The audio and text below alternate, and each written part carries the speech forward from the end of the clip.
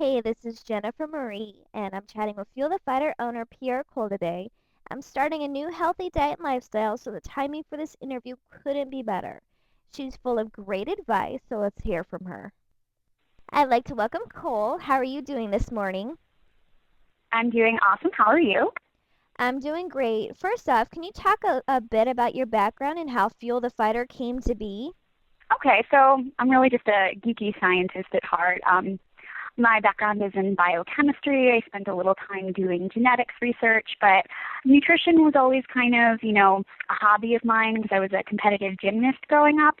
And, it got to a point where I just decided that, I loved it so much and I wanted to go back to grad school and really study it. And around that time that I went back to get my master's at Columbia in nutrition and applied physiology, I was, training Taekwondo and Muay Thai, and I became a huge MMA fan. And I just decided that I should put my two passions together because at that point I noticed that there was really a need for good, solid sports nutrition education. And, from there I started writing for Fight Magazine and just getting more and more into the sport. And last May was when I started Fuel the Fighter, and it's, my company that's devoted to the most accurate and up-to-date sports nutrition information for both amateur and professional combat athletes.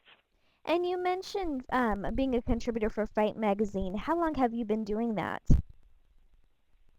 I started writing for them in the spring of 2008. So it's been a while now, and I feel really lucky and privileged to be a part of that publication because they really do such a solid job of putting great content out there every month.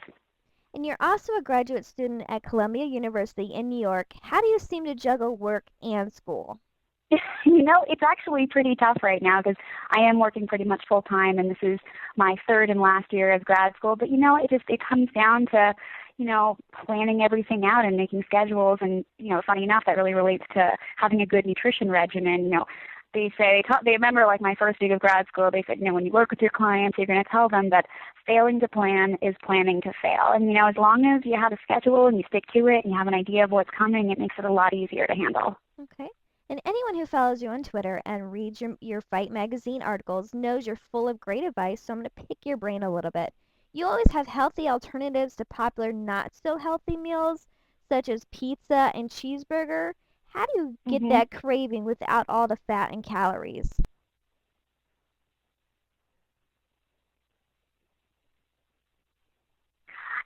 It comes down to whatever you're going to make for yourself is always going to be better than something that you're picking up on your way home from work because a lot of that stuff is just, it's so packed with fat and sodium and all these extra calories. So, pizza is an easy one. One thing that I do is, I take like a piece of whole wheat pita bread, add like, low fat tomato sauce and tons of vegetables, and that's when you can add your own reduced fat cheese and just put that in the toaster oven for a few minutes until it melts and, go wild and add some like even a little bit of turkey sausage to it for the flavor. And with the cheeseburger, I really recommend turkey burgers. They're so awesome. Or even, wild game meats like ostrich burgers, and venison and buffalo is much leaner than the conventional beef. And, once you get used to the flavor, it's really, very similar to real beef once you get used to it. Adding your own low-fat cheese is really key because that full-fat dairy is such a killer with the saturated fat content. So doing your own thing is going to really pay off in the long run. And I know for me, talking about the turkey burgers, sometimes I find the beef burgers are a little bit dry, but the turkey burgers are so good and so juicy. Yeah, I'm such a fan of them. And then you can get like, especially if you're buying like your own ground meat, you can kind of make like, sometimes I do like hybrid veggie turkey burgers, with like chopped spinach, and then I'll add like some low sodium taco seasoning in there and make my own burgers like that. And, add like black beans and avocado slices of burger instead of, bacon or something like that. And I know for me personally, I have a major sweet tooth and I always seem to crave the sweets.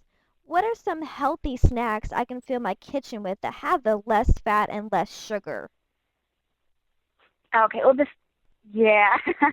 If you do have a craving for sweets, it's really natural to do that because, the way that, our bodies evolved to recognize things that taste really enticing is because, that means it's full of calories, like fruit. And, when we were evolving, that was a rare thing, and it was good to have a lot of calories. So that's why we like sweet things.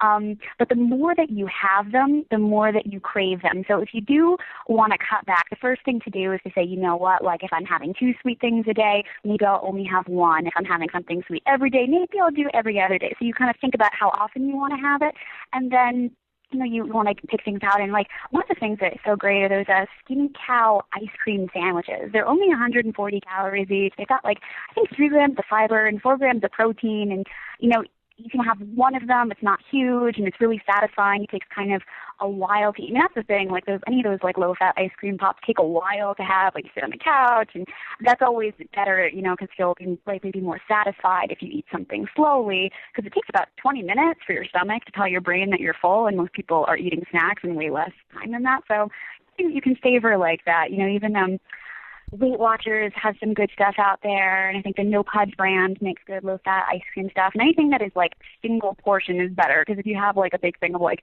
a Healthy Choice ice cream, well, it's really good. It can be kind of a task to be disciplined and only have like the half cup serving. Very true. And there's been a lot of talk about these superfoods that help boost your metabolism. Is that all hype, or is that some truth to that? Well, the thing about boosting your metabolism, and that's like the number one thing that people ask me, and to boost your metabolism has a lot more to do with kind of your schedule of eating and the way you're exercising than the actual food itself. Like, there's some evidence that, when you have protein in a meal, you do get a little thermogenic boost. And if you're having, spicy things that have the compound capsaicin in it, they say that can give your metabolism a boost. But to have an efficient, system, it really comes down to making sure that you're eating breakfast within 30 minutes of waking up every day. Because if you don't get food in that time frame, your body thinks, oh, well, maybe I won't get food today, so I should really slow things down just in case. And then you want to really make sure you're going no more than 3 to 4 hours without eating, because again, your metabolism will slow down. So, it's eating often, combining, some quality protein into your meals and snacks. And then if you are exercising, on a regular basis, especially if you're doing resistance training, that really can help give your metabolism a boost. But it's less to do with the actual foods. That's some great advice. And